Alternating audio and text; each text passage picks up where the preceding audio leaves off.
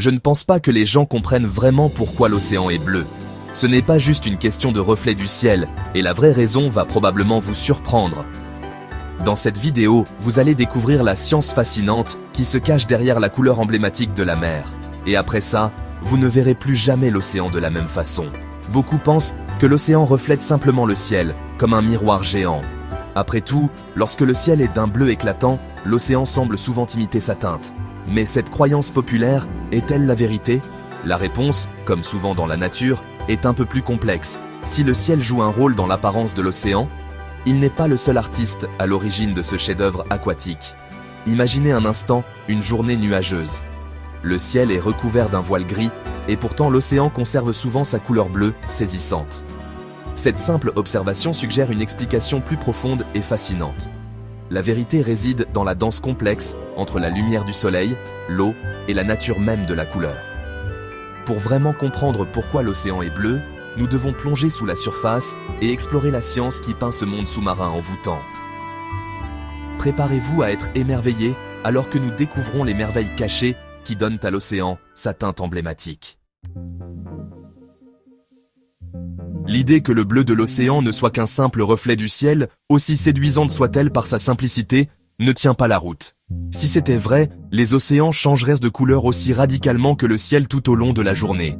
Les couchers de soleil peindraient la mer de teintes orangées et rouges, et les ciels orageux jetteraient une sombre pâleur grise sur les vagues. Pourtant, nous savons que ce n'est pas le cas. Même par temps nuageux, lorsque le ciel est une toile de gris, l'océan conserve souvent son bleu caractéristique. Cette persistance de la couleur suggère qu'autre chose est en jeu, quelque chose d'intrinsèque à l'eau elle-même. Prenons l'exemple des océans, profonds et clairs. Ils apparaissent pas souvent d'un bleu plus profond, presque indigo, quelle que soit l'humeur du ciel. Ce phénomène ne peut s'expliquer par un simple reflet. Il met en évidence une propriété fondamentale de l'eau, sa capacité à absorber et à diffuser la lumière. Alors, si le ciel n'est pas seul responsable du bleu de l'océan, qu'est-ce qu'il est? Pour trouver la réponse, nous devons faire la lumière, littéralement, sur la nature même de la lumière. La lumière du soleil, bien qu'elle apparaisse blanche, est en réalité un mélange vibrant de couleurs. Pensez à un prisme qui divise un faisceau de lumière en un arc-en-ciel, c'est le spectre caché des couleurs présentes dans la lumière solaire. Chaque couleur de ce spectre a une longueur d'onde différente, le rouge ayant la plus longue et le violet la plus courte. Lorsque la lumière du soleil pénètre dans l'eau, elle ne se déplace pas en ligne droite. Au lieu de cela, elle est diffusée et absorbée par les molécules d'eau. Ce processus de diffusion et d'absorption n'est pas le même pour toutes les couleurs. Il s'avère que l'eau absorbe particulièrement bien les grandes longueurs d'onde, comme le rouge et l'orange. Imaginez une course où les couleurs de l'arc-en-ciel s'affrontent pour atteindre les profondeurs de l'océan. Le rouge, avec ses longues foulées, se fatigue vite et est le premier à être éliminé. L'orange suit de près. Le jaune et le vert s'en sortent un peu mieux, mais finissent par être absorbés eux aussi. Restent le bleu et le violet, les sprinteurs du spectre lumineux, avec leur courte longueur d'onde énergétique. Ils peuvent pénétrer plus profondément dans l'eau, se diffusant largement et peignant le monde sous-marin de leur teinte. Vous vous demandez peut-être pourquoi, si le bleu et le violet pénètrent tous deux en profondeur, nous percevons l'océan comme principalement bleu. Eh bien, c'est là que l'histoire devient encore plus intéressante. Si les deux couleurs gagnent la course en profondeur, nos yeux, qui sont les juges ultimes de la couleur, sont plus sensibles à la lumière bleue. La lumière violette, bien que présente, est absorbée à des profondeurs moins importantes que la lumière bleue. Et nos yeux sont moins aptes à percevoir le violet, surtout dans un environnement naturel. Ainsi, même si les profondeurs de l'océan peuvent scintiller d'une subtile teinte violette, nos yeux enregistrent principalement le bleu dominant. Cette diffusion et cette absorption préférentielle des longueurs d'onde lumineuses, combinées à notre propre perception visuelle, constituent la formule magique du bleu de l'océan. Ce n'est pas un simple reflet du ciel, mais une belle interaction entre la physique et la biologie. Mais la palette de l'océan ne se limite pas au bleu. Les variations de la composition de l'eau, la présence de vie microscopique et même le fond océanique lui-même peuvent ajouter leurs propres touches artistiques, créant une étonnante diversité de couleurs à travers le monde. Alors que le bleu règne en maître dans l'océan, vous avez peut-être remarqué que les eaux côtières affichent souvent un éventail fascinant de vert et de turquoise. Ces variations captivantes proviennent de la présence de minuscules habitants et de particules en suspension qui dansent dans l'eau. Des plantes microscopiques, appelées phytoplanctons, qui sont les principaux producteurs de l'océan, jouent un rôle important dans la coloration de ces eaux.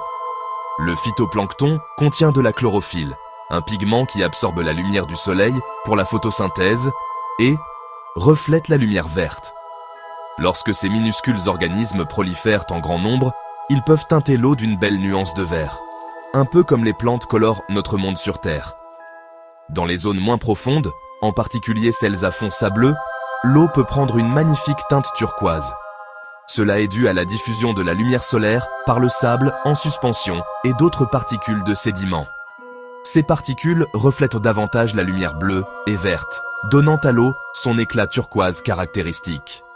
Ainsi, si le bleu inhérent à l'océan provient de son interaction avec la lumière, la présence de vie et d'autres éléments ajoutent des couches de complexité, créant une tapisserie de couleurs à couper le souffle qui change et scintille à travers le monde. Mais l'histoire des couleurs de l'océan ne s'arrête pas là. La nature, l'artiste ultime, réserve parfois des surprises inattendues, donnant naissance à des étendues d'eau qui défient totalement les normes du bleu et du vert. Ces exceptions à la règle soulignent l'interaction complexe des facteurs qui influencent l'apparence de l'eau. Prenons, par exemple, les lacs roses captivants, que l'on trouve aux quatre coins du monde. Ces plans d'eau, couleur chewing-gum, tirent leur couleur unique de certains types d'algues qui prospèrent dans les environnements très salins. Ces algues produisent un pigment rouge appelé bêta-carotène, qui teinte l'eau d'un rose vif. Dans d'autres cas, les rivières et les ruisseaux peuvent prendre une couleur rouge cramoisie, saisissante.